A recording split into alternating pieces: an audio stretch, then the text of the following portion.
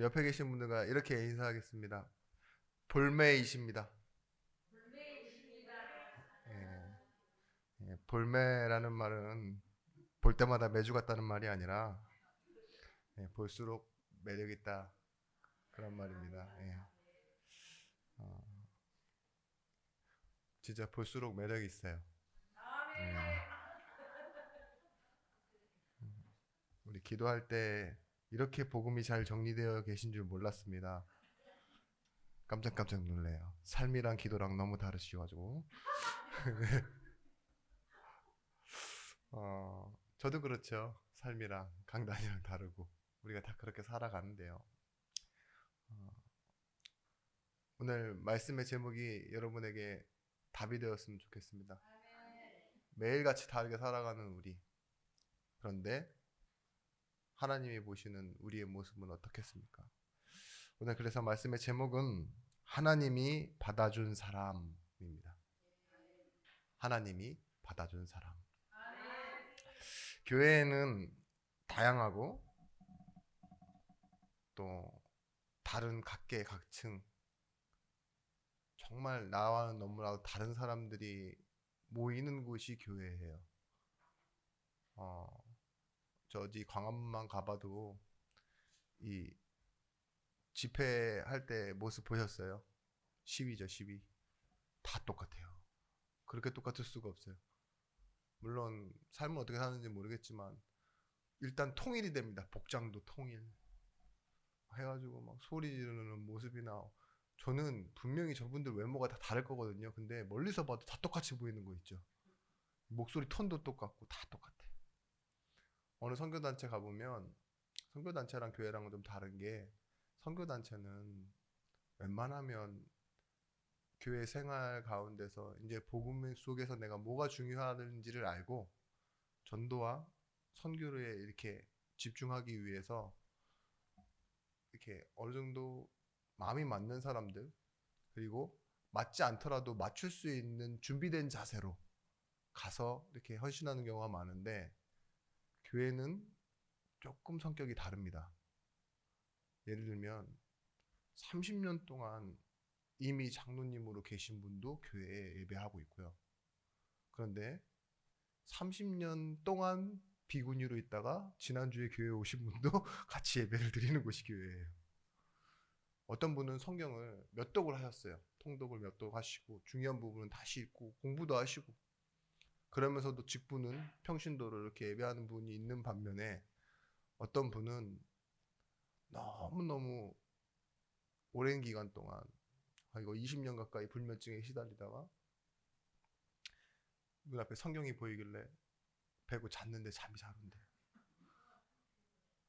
그래서 지금도 계속 성경을 베고 주무신다는 그런 분들도 이렇게 같은 수준 아래 같은 말씀을 듣고 신앙생활하는 곳이 교회라니까요. 어, 근데 오늘 말씀 보시면 뭐라고 말하냐 1절 2절 말씀에 믿음이 연약한 자를 너희가 받되 그의 의견을 비판하지 말라. 어떤 사람은 모든 것을 먹을 만한 믿음이 있고 믿음이 연약한 자는 채소만 먹느니라. 어, 여기서 말하고 싶어 하는 것은 믿음의 연약함과 강함을 분류해내고자 이 말을 꺼낸 것이 아닙니다.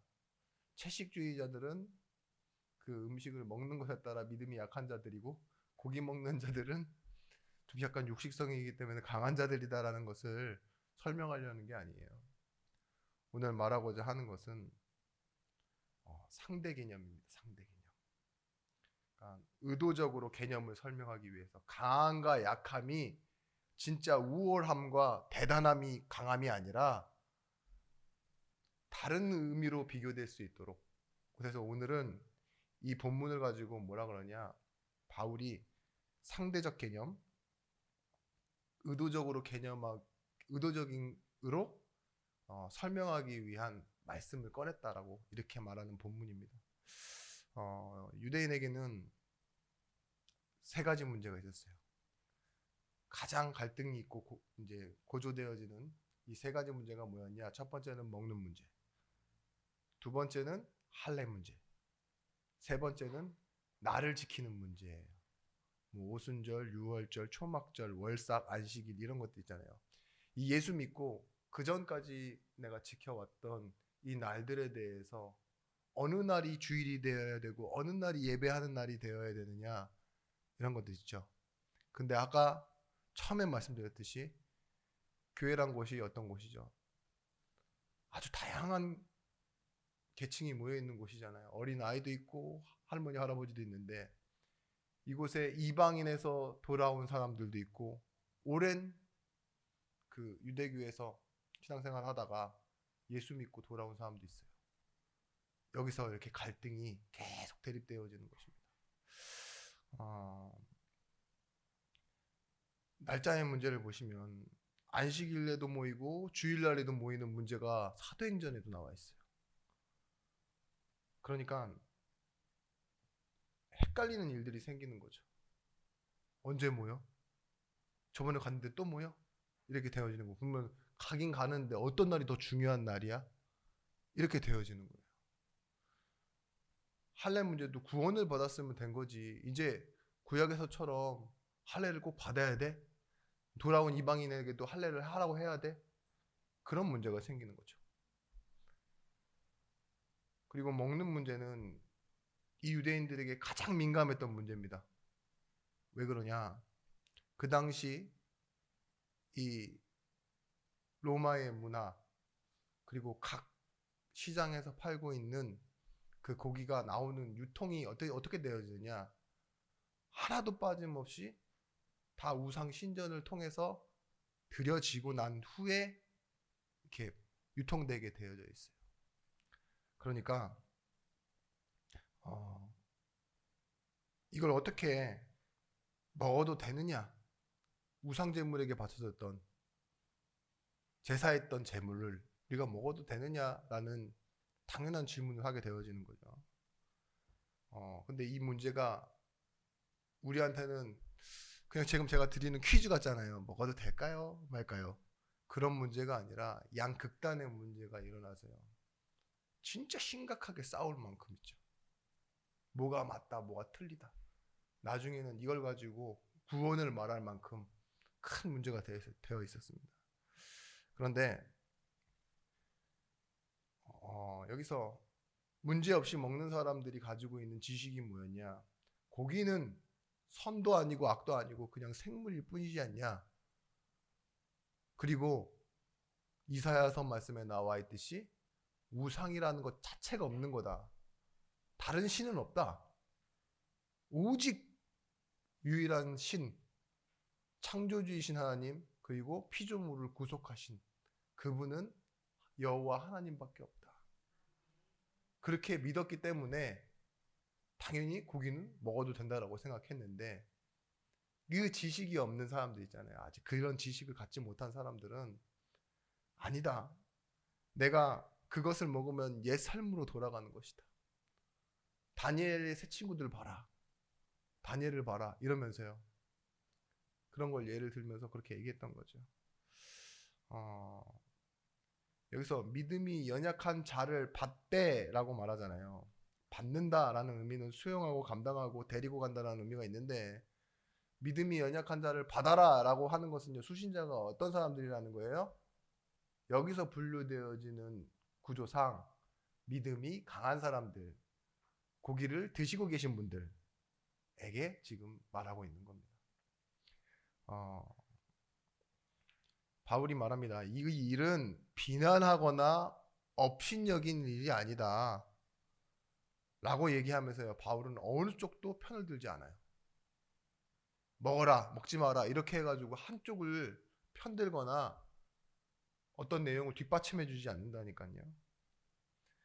그러면서 얘기합니다. 각자 마음을 확정해라. 그건 믿음이다. 진리와는 상관없이 그냥 네가 믿음으로 행하면 되는 거고 마음대로 하면 되는 거다. 대신에 네 마음대로 하되 사람들과 함께 있을 때는 뭐예요? 다른 사람의 의견을 존중해라 라고 얘기하고 있어요. 이 문제를 성경에서는 신학적인 단어로 뭐라고 말하느냐? 헬라어로는 아디아포라라고 합니다. 아, 뒤가 아프다. 이런 의미. 아, 디아포라. 이게 뭐냐? 아디아포라라는 말이 이 말이에요. 하나님이 명령하시지도 않고 금지하시지도 않은 행동, 임의대로 해라 있잖아요. 그리고 그것을 실행해도 그만, 행하지 않아도 그만인 것들. 본질적으로는 선과 악과 관련되어 있지 않아서 구원 문제와도 직결되어지지 않는 문제를 보고 뭐라 그러냐? 마음대로 할 수 있는 문제, 아디아포라. 오늘 이 다루는 문제가 무슨 문제냐? 날, 고기 이런 것들이요. 사실은 뭐냐? 아디아포라 문제예요. 그런데 바울은요. 여기서 중심을 잡습니다. 지난주 말씀 기억나시나요? 자기의 자리를 지켜내는 빛의 갑옷을 입으라 그랬잖아요. 내 자리를 지켜 나를 확정하면 뭐예요? 상대방을 공격하는 게 아닙니다. 상대방을 존중하게 돼요. 내 자리를 지키시듯이 그 사람이 그 자리를 지키고 있을 수 있도록 도울 수 있게 되어지는 거예요. 양쪽의 입장에 다 있는 것 있죠. 이윤 배발의 법칙. 나도 아니고 이 사람도 아니에요. 근데 뭐예요? 서로의 입장 가운데서 동일한 답을 가지고 있는 것을 파라독스라고 합니다. 지금 바울이 그렇게 얘기하고 있는 거예요. 둘의 문제는 본질이 아니야. 진짜 문제는 따로 있어. 이렇게 얘기하고 있는 거죠. 옳고 틀림의 문제가 아니라 시간표의 문제다라고 얘기하고 있는 거예요. 보는 입장의 시각에 따라서. 그래서 뭐예요? 시간표가 있다라는 건 다를 수밖에 없다라는 겁니다. 여러분 아이가 200, 20, 30 그런 신발 사이즈를 신죠. 그럼 뭐예요? 이 신발 약하다 이래요? 모자라다. 나는 310이다. 우월하지. 대단하다. 강하다. 이렇게 얘기해요? 아니에요. 나도 220 사이즈를 신고 있을 때가 있었어요. 그죠? 집신을 신고 다녔든 고무신을 신고 다녔든 네? 서로의 형편에 따라서 그럴 때가 있었어요.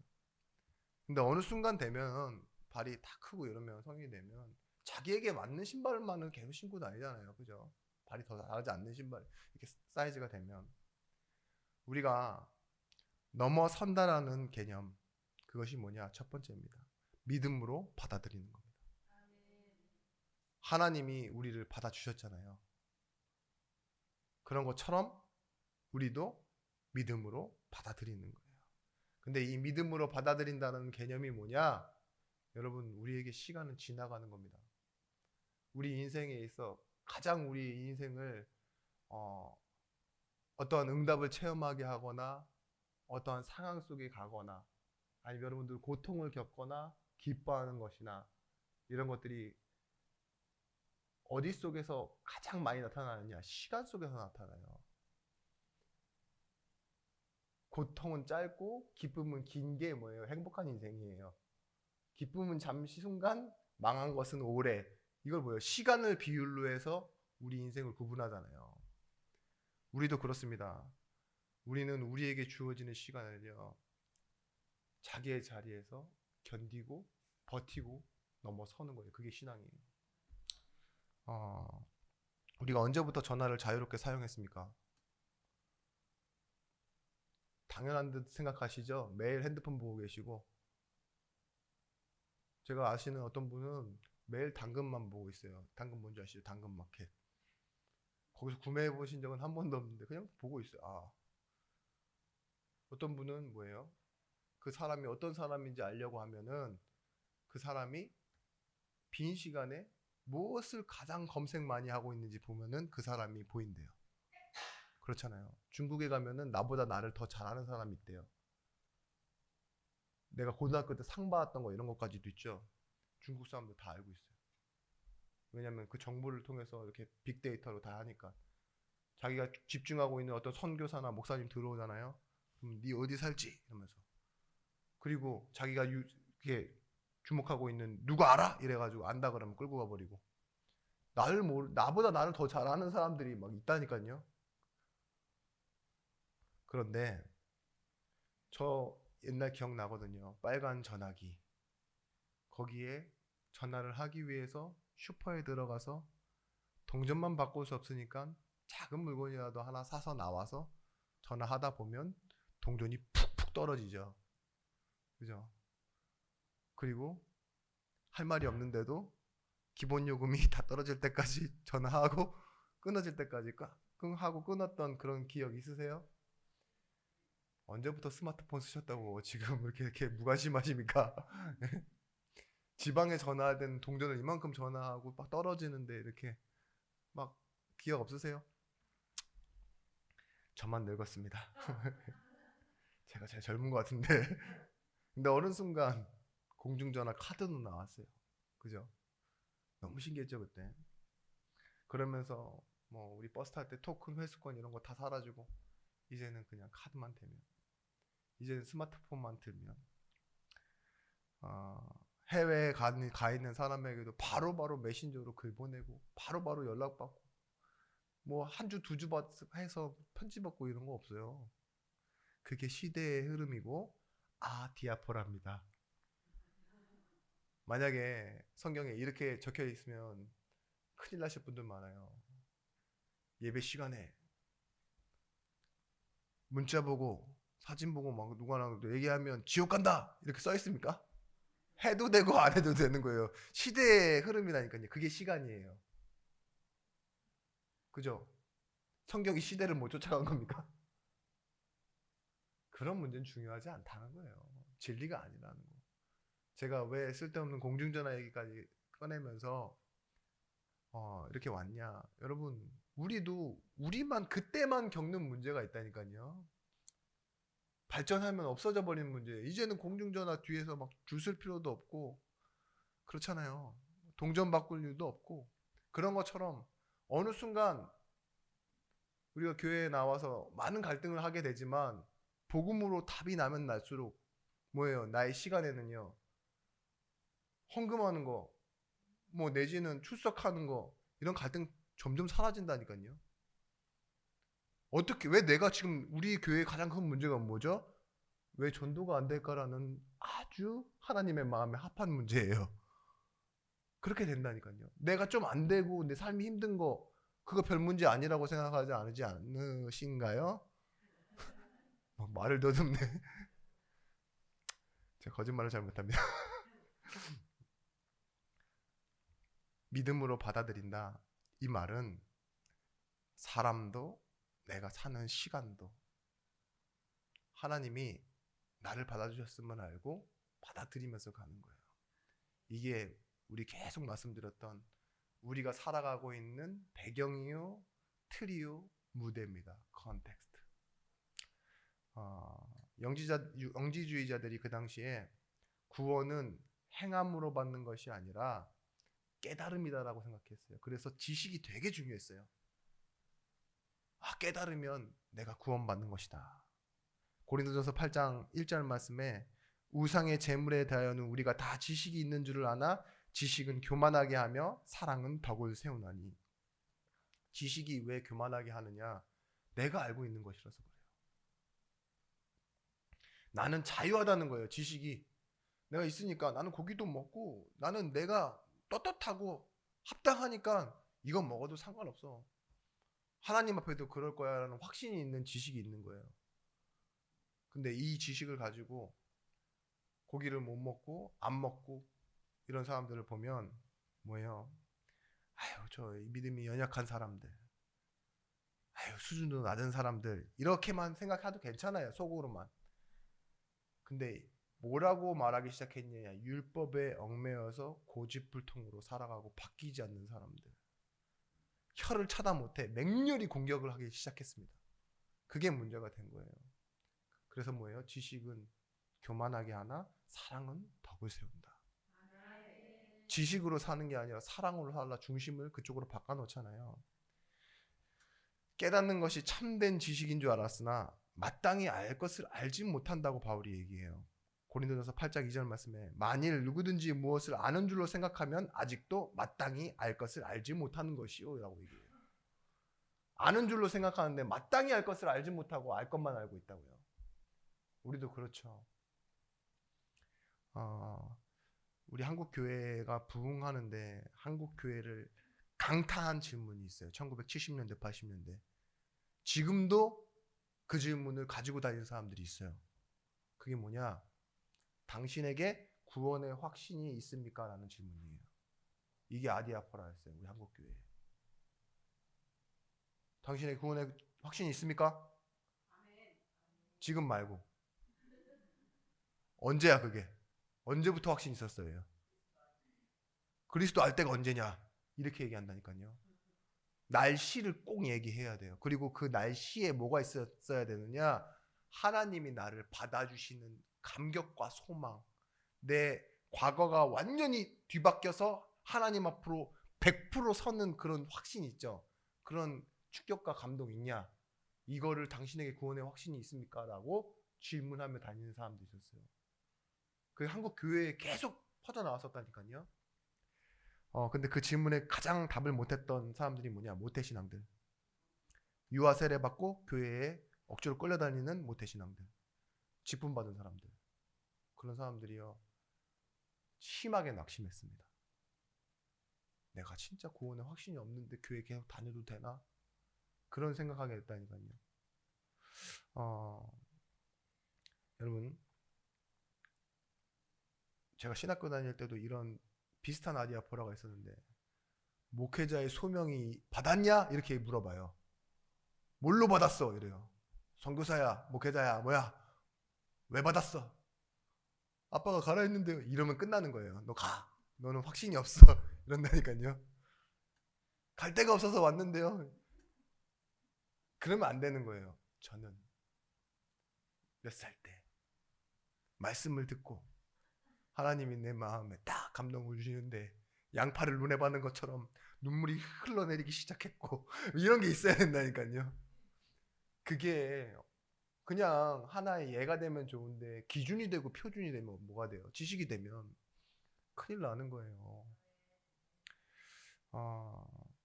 저는 그 소명 받았느냐는 질문에 아직도 답을 못하고 있습니다.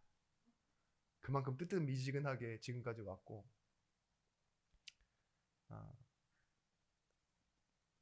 뭐 지금은 저는 확실하지만 분명히 확실한 건 신학교 다니는 동안에 없었어요. 그런데 어느 날 제게 퍼즐처럼 제가 실패했고 실수했고 못했고 때론 잘했던 것 그런 아주 작은 것들이요. 하나님께서 어느 날 퍼즐처럼 맞춰가시더라고요. 그리고 하나로 모이기 시작했습니다. 지금도 제가 오직 복음만을 위해 살겠노라 하지만 결심하지만 아직 연약한 걸 저도 잘 알고 있고요. 그런 저희다 보니 제가 성도에 대한 눈은요. 그렇게 뭐랄까요. 막 제 욕심으로 어떤 특별한 소망으로 그렇게 보지는 아니하나 저는 항상 마음속으로 성도들을 응원하고 있어요. 그래도 당신을 하나님이 그래도 우리를 하나님이 이 기도 제목을 가지고요. 그래서 과거, 지금, 미래가 아니더라도요. 하나님은 뭐하고 계세요? 완벽하게 여러분들을 인도해 가고 계십니다. 여러분 문제가 오십니까? 또한 사람과 일에서 실패가 오십니까? 아니면 막연하고 안 될 것 같은 불안감이 오십니까? 답이 있습니다. 아브라함이 어떻게 부름받았는지를 보십시오. 특별한 그런 뭐예요? 감격이나 어떤 체험이 없었는데도요. 계속 엇나가잖아요. 근데 어느 순간 보면 하나님이 원하시는 사람이 되어 있는 걸 봐요. 우리도 그런 사람입니다. 공사 중. 아직 가구가 들어갈 그런 마무리가 안 됐을 뿐이지 완성되어질 때는 뭐예요? 벽지 바르고 이러면 그때부터는 입주 들어가는 거잖아요. 그런 것처럼 우리에게 있는 많은 일들을 정리하는 공사 중. 남들이 보기엔 형편없지만 지어져 가고 있는 거예요. 음식 먹는 것과 나를 지키는 것 이것을 두고 또 고린도전서 8장 계속 8장만 얘기하고 있는 겁니다. 3절에서부터 7절 말씀에 또 누구든지 하나님을 사랑하면 그 사람은 하나님도 알아주시느니라. 그러므로 우상 제물을 먹는 일에 대하여는 우리가 우상엔 세상에 아무것도 아니며 또한 하나님은 한 분밖에 없는 줄 아노라. 비록 하늘에나 땅에나 신이라 불리는 자가 있어 많은 신과 많은 주가 있으나 그러나 우리에게는 한 하나님 곧 아버지가 계시니 만물이 그에게서 났고 우리도 그를 위하여 있고 또한 한 주 예수 그리스도께서 계시니 만물이 그로 말미암고 우리도 그로 말미암아 있느니라. 그러나 이 지식은 모든 사람에게 있는 것이 아니므로 어떤 이들은 지금까지 우상에 대한 습관이 있어 우상의 제물로 먹는 거로 그들이 양심이 약하여지고 더러워지느니라. 그러면서 이 말씀을 합니다. 음식은 우리를 하나님 앞에 내세우지 못하나니 우리가 먹지 않는다고 해서 더 못 사는 것이 아니요 먹는다고 해서 더 잘 사는 것도 아니니라. 그런즉 너희 자유가 믿음이 약한 자들에게 걸려 넘어지게 하지 않는 것이 되도록 조심하라. 여러분, 중요한 기준이 있으면 다른 것은 마음대로 해라예요. 이게 말하고 있는 거예요. 바울이 말하고 있는 거. 그런 본문이 어디에 있느냐? 창세기 2장 16절에도 있습니다. 여호와 하나님이 그 사람에게 명하여 이르되 동산 각종 나무의 열매는 내가 임의로 먹되. 그러면서 하나 기준을 말씀하셨어요. 그게 뭐였어요? 선악을 알게 하는 나무를 먹지 말아야 했잖아요. 다른 것은 임의예요. 진리 안에서 자유한 사람이 누릴 수 있는 거예요. 기준이 뭡니까? 진리 안에 있어요. 우리 오늘 14장 4절 말씀에 이렇게 얘기해요. 남의 하인을 비판하는 너는 누구냐라고 질문하고 있습니다. 누구세요? 여러분들은 누구십니까? 나는 누구죠? 이게 두 번째예요. 나는 영접한 자입니다. 하나님의 초청과 부르심에 내가 나가서 그 부름에 응하고 영접한 사람이에요. 근데 이 영접을 했다라는 말이 내가 그냥 받아줬다, 내가 받아들였다 이렇게 생각하지만 분명히 전제가 있어요. 뭐예요? 하나님이 능력으로 우리를 부르셨어요. 하나님이 사랑으로 우리를 불러주셨기 때문에 내가 받아들일 수 있는 거예요. 누가 나한테 돈을 줬어요. 그래서 제가 받았단 말이죠. 얼마나 기분이 좋습니까? 제가 한 건 뭐예요? 받은 것밖에 없어요. 근데 돈을 준 사람은요, 돈을 주기 위해서 자기에게 뭔가 이유가 있었고 목적이 있었고 손해이지만 뭔가 마음이 있었기 때문에 좋겠죠. 그럼 뭐예요? 받은 것 자체가 중요한 겁니까? 사무원이에요? 그게 아니라 내가 왜 받았는지를 생각해 봐야죠. 그죠? 그 준 사람이 어떤 마음으로 줬는지를 생각해 봐야죠. 그런 것처럼 너는 누구냐? 이렇게 질문하는 거기에 나는 하나님이 받아준 사람입니다 라고 답을 할 수 있어야 됩니다. 받아들이는 공동체가 교회예요. 그 말은 뭐냐? 하나님의 축복 속으로 들어온 것이 바로 교회입니다. 영접하는 자 곧 그 이름을 믿는 자들에게는 하나님의 자녀가 되는 권세를 주셨으니 영접함으로 우리가 받아들여짐으로 얻은 응답이 뭐예요? 축복이 자녀예요. 공로를 쌓아서 자격을 얻어가지고 우리가 들어온 것이 아니라 자녀 되신 분으로 이 자리에 있는 거라니까요. 교회로.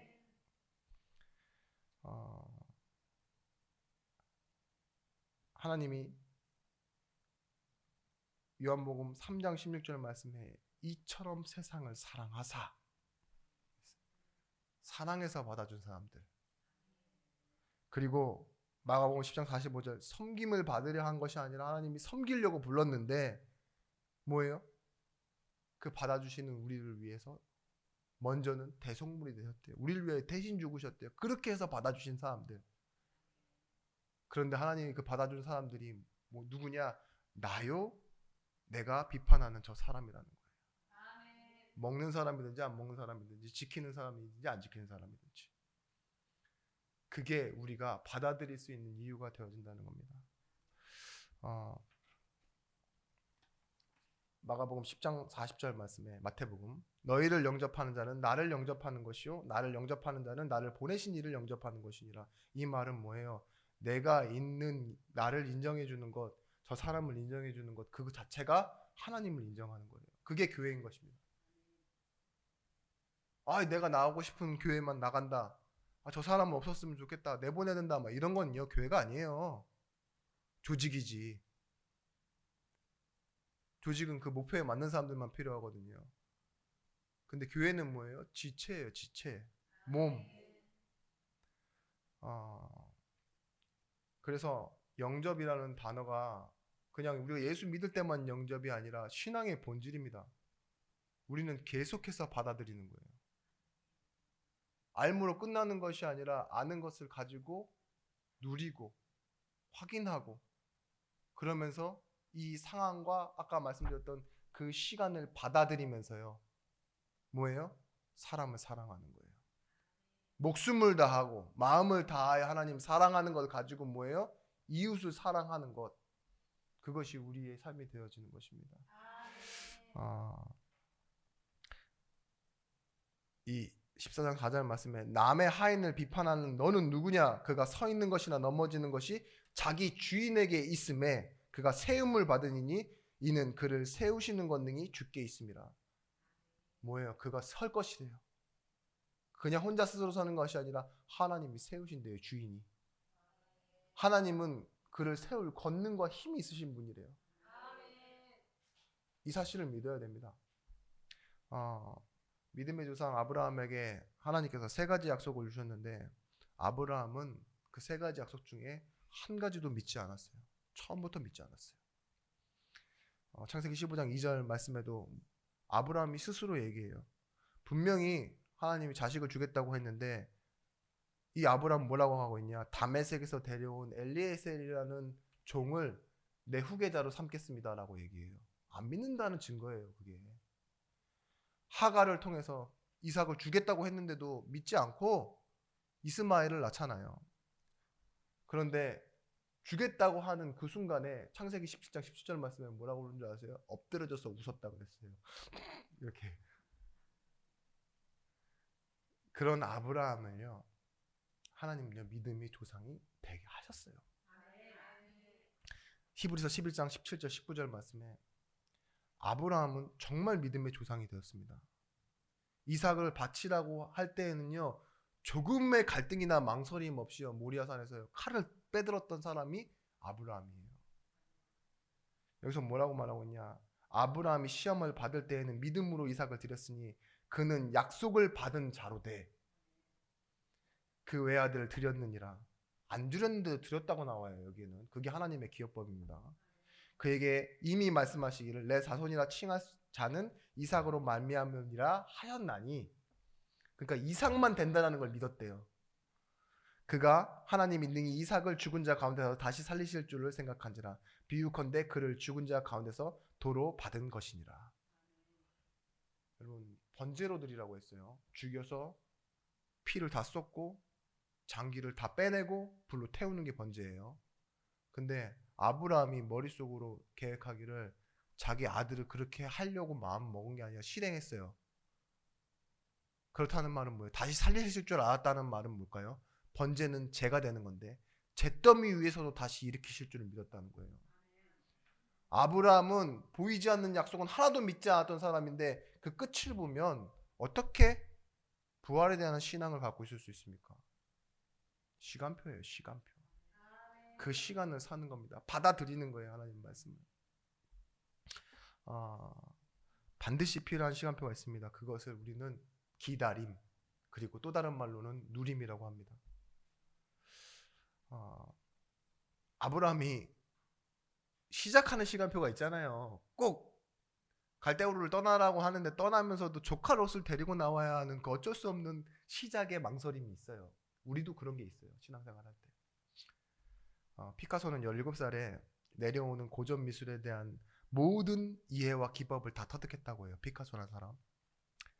그러나 평생토록 그가 하지 못한 게 있대요. 그게 뭐냐? 동심을 회복하지 못했대요. 당연하죠. 이미 늙었는데 어떻게 어린 마음이 있을 수 있겠습니까?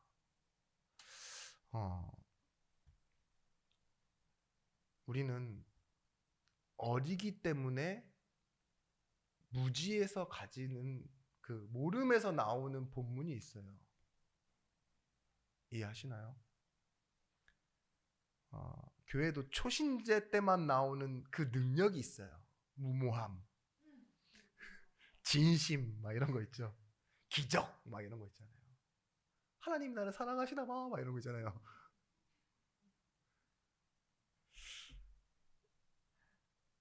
근데 그때 외에는 절대 가질 수 없는 거예요. 초신자 때 외에는 지나가고 나면 그 동심이 안 나와요. 그렇죠? 그런데 그 초신자는 모르는 게 있습니다. 나이와 경험과 지혜가 있어서 그 주름이 가득 진 상황에서 그 주름살 속에서 나오는 능력이 또 있어요. 막 진짜 심각한 문제가 왔는데 주야 이러면서 버티는 그 능력을 몰라요. 초신자 때는. 그죠?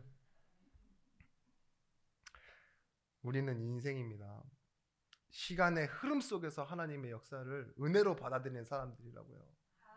앞에 어떤 일이 있었든 뒤에 하나님이 은혜 주시면은 해호 할 수 있는 사람들이 우리예요. 그래서 이 시간을요, 우리는 받아들이는 거예요. 그 시간 안에 포함되는 역사와 사건과 사람을 받아들이는 겁니다. 그래서 여러분들은 하나님의 시간표 속으로 들어가는 증인들 되시기 바랍니다. 이 말을 다르게 얘기하면 교회가 여러분들 세우지 않아요. 교회란 시스템이, 사람이 여러분들 세우지 않습니다. 특히 경제, 건강 이런 것들이 나를 세워주지 않습니다. 하나님이 여러분들을 세워주실 겁니다. 우리의 부족, 연약, 실수, 모자람과 미숙함이 다 합치고 모여서 뭐가 되느냐, 실패가 되어지는 것이 아니라 로마서 8장 28절 하나님을 사랑하는 자 곧 그 뜻대로 부르심을 입은 자들에게는 모든 것이 합력하여 선을 이루느니라. 하나님은요 그렇게 만들어 가세요. 그래서 우리는 세 번째, 아디아포라, 본질이 아닌 문제 말고요, 본질에 집중하는 삶을 사는 겁니다. 나를 중히 여기는 자도 주를 위하여 중히 여기고 먹는 자도 주를 위하여 먹으니 이는 하나님께 감사하며 먹지 않는 자도 주를 위하여 먹지 아니하며 하나님께 감사하느니라. 6절에서부터 8절 말씀이에요. 누구든지 자기를 위하여 사는 자도 없대요. 그리고 자기를 위하여 죽는 자도 없대요. 우리가 살아도 주를 위하여 살고 죽어도 주를 위하여 죽나니 그러므로 우리가 사나 죽으나 주님의 것이로다. 이게 본질이에요. 우리가 이 생사간에 분명한 선언입니다. 기껏 살아봐야 자기를 위하여 살 수도 자기를 위하여 죽을 수도 없는 존재가 우리인데 그리스도인이 되었다는 것은요, 살고 죽는 것, 생사화복은 죽게 달려있는 것이지 내 일이 아니다라는 거예요. 그게 본질입니다. 그래서요, 내가 죄를 지었다고 죽는 것도 아니고 깨닫는 수단과 통로로 은혜 받았다고 해서 내가 막 구원받는 것도 아니라고요. 하나님께 맡기는 거예요. 그게 본질입니다. 분류 방법이 잘못되어 있어요. 분류 방법이 뭐냐? 먹는 자, 먹지 않는 자, 나를 지키는 자, 지키지 않는 자가 아니에요. 여기서 말하는 건 로마서 14장 9절 말씀에 이를 위하여 그리스도가 죽었다 살아나셨으니, 이게 뭐예요? 죽음과 생명으로 묶는 거예요. 행위가 아닙니다. 먹었다 지켰다가 아니라, 안 먹었다 안 지켰다가 아니라 죽음과 생명으로 분류하는 거예요. 그걸 묶을 수 있는 게 뭐예요? 십자가입니다. 왜 하나님이 십자가를 죽으시고 부활하셨느냐? 여기서요, 믿는 자와 안 믿는 자들을 주가 되려 하신대요. 안 믿는 자에게도 주가 되려 하신다니까요. 그게 하나님이에요. 하나님이 한번 예정하신 자, 그게 우리의 창조의 목적이에요. 하나님이 복중에 나를 택하셨고 나를 낳았다 그랬어요. 창세전에, 영세전에 나를 택하셨다 그랬어요. 그렇게 한번 나를 위해 정하여 놓으신 그 나를 뭘로? 복음으로, 그 십자가로 우리를 회복시키시는 겁니다. 그렇다면 생각해 보셔야 돼요. 남 비판하지 말라는 말이 무슨 말이냐? 우리가 어디에 이렇게 파티에 갔어요. 어디 초청받아서 갔어요. 국빈들이 오는 행사에 딱 갔는데 제가 딱 들어가니까 와, 내가 이런 자리에 왔구나, 드디어 성공했다, 막 이렇게 생각하는데 제가 제일 싫어하는 5사람 중에 5사람이 다 와 있네. 그러면 뭐라고 생각하셔야 돼요? 여기 개판이구만 이러셔야 돼요. 그리고 딱 뒤로 불러요. 야, 너 당장 꺼져. 되겠어요? 야, 여기 있으니까 분위기가 흐려진다. 그렇게 말하는 행동과 행위가 몰상식하고 무식한 게 아니에요. 주인을 무시하는 거예요. 초청한 사람. 네가 뭔데 내가 초청한 사람 나가라고 해. 그러면은 뭐예요? 그 초청한 사람을 무시하는 거잖아요. 그죠? 만약에 이렇게 우리 저번에도 뭐 정치 얘기는 안 하겠습니다. 근데 누군가를 임명했는데 그 임명권자 막 자격이 박탈되고 막 이런 거 나오는데 그것 때문에 타격을 입은 사람은 누구예요? 그 임명권자잖아요. 그런 것처럼 교회도 그런 거예요. 교회에 와서 마음에 안 드는 사람만 뭐라 하는 건요. 사실은 그 사람을 뭐라고 하고 있는 게 아니라 하나님의 받아주심을 거부하고 있는 거예요. 어, 그래서 말했잖아요. 그 종을 하인을 왜 무시하느냐. 그 여기서 말하는 종은 둘로스를 말하는 게 아니에요. 동역자를 말하는 거예요. 하나님이 동역자 불러주신 사람을 네가 왜 무시하느냐. 하나님이 세우실 권능으로 세우실 것이다. 이렇게 말하고 있는 거예요. 교회에 대한 믿음은요, 성도에 대한 믿음과 같아야 돼요. 나는 교회를 믿어, 성도를 믿어. 똑같은 말이에요.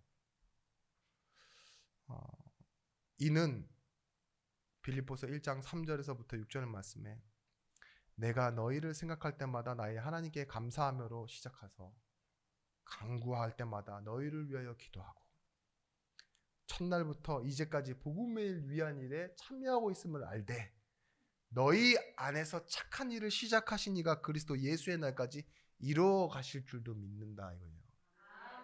이를 신학적인 용어로 뭐라고 하느냐? 성도의 견인이라고 해요. 보세요. 시작하신 이가 실패하시지 않는다는 것을 전제로 하는 거예요. 저 사람이 문제가 아니라요. 너희 안에서 시작하신 분이 누구시라고요? 하나님. 그래서 시작하신 분이 실패하지 않으시고 그 구원을 주신 이가 구원을 완성케 하며 승리하게 하심을 확신한다. 그래서 성도는 견디고 이겨낸다. 이게 성도의 견인입니다. 여러분 진리의 문제가 아닌 경우에게는요. 마음대로 해라 이거예요. 근데 지향점이 있어요. 마음대로 하되 지향점은 뭐예요? 답은 내 마음대로 하되 해야 함에 있어서도 안 해야 함에 있어서도 뭐가 되어야 된다고요? 주를 위함이 돼야 된다고요. 먹는 것도 안 먹는 것도 여기서 뭐라고요? 주를 위한 것이다. 그게 본질이에요. 우리가 사는 것도 죽는 것도 뭐예요? 다 주의 것이다 이래요.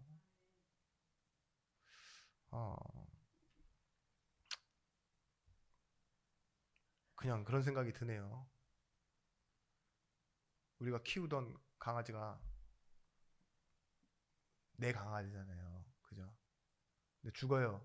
그러면 남 강아지 됩니까? 개장 숫게 돼요? 그건 아니죠. 내 거죠. 그런 것처럼 갑자기 생각난 말이라 뭐 틀리면 머릿속에서 지워주십시오. 근데 그렇잖아요. 우리는 이유에 대해서 얘기하는 거지. 사는 이유도 죽는 이유도지. 그죠? 우리가 다 어디 안에 있습니까? 주님 안에 있습니다. 결론입니다.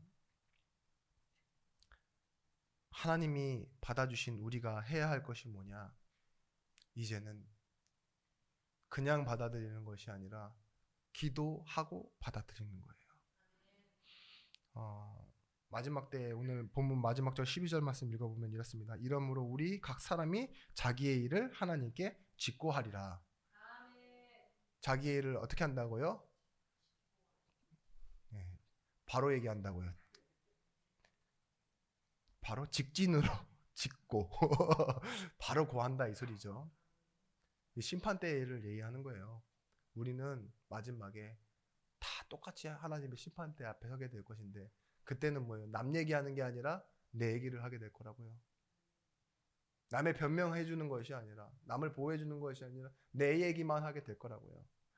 그런데 우리는 우리의 일상에서 뭐 하셔야 되느냐? 기도하셔야 돼요.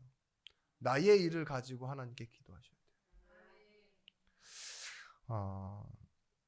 우리가 놀라운 은혜를 경험하고서도요, 성도들은 서로 받아들이지 못하는 교회가 되어졌습니다.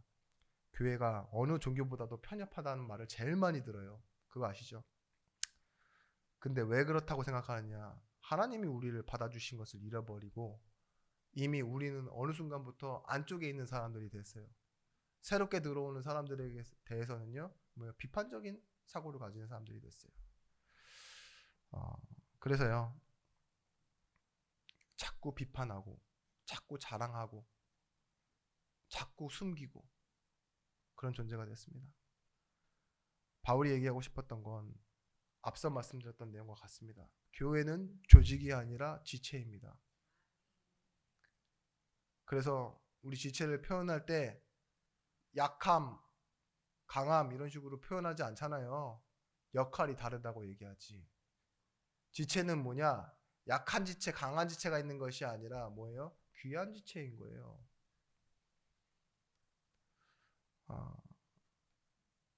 다른 역할을 모르면 뭐예요? 우리의 지식으로 비난할 수밖에 없어요.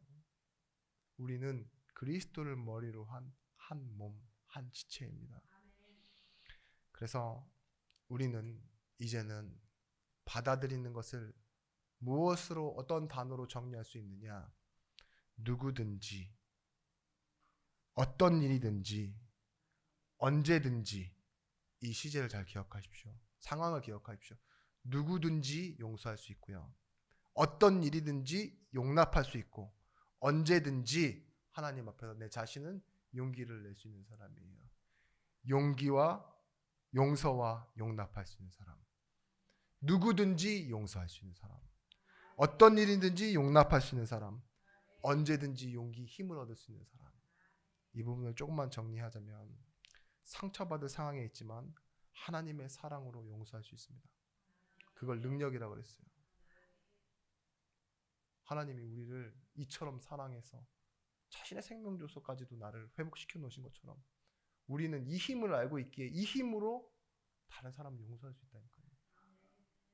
에베소서 4장 30절 32절 말씀에 서로 친절하게 하며 불쌍히 여기며 서로 용서하기를 하나님이 그리스도 안에서 너희를 용서하심과 같이 하라.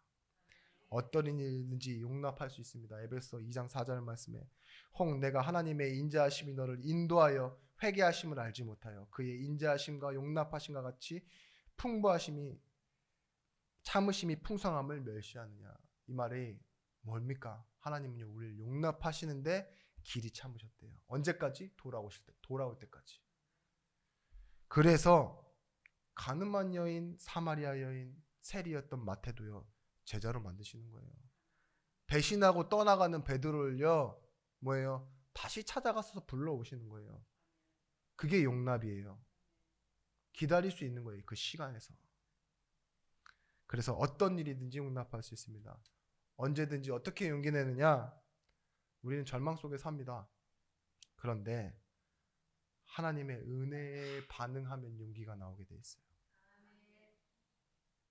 내 하는 일에 마땅할 일에 확신 갖는 게 아니라 은혜에 반응하십시오.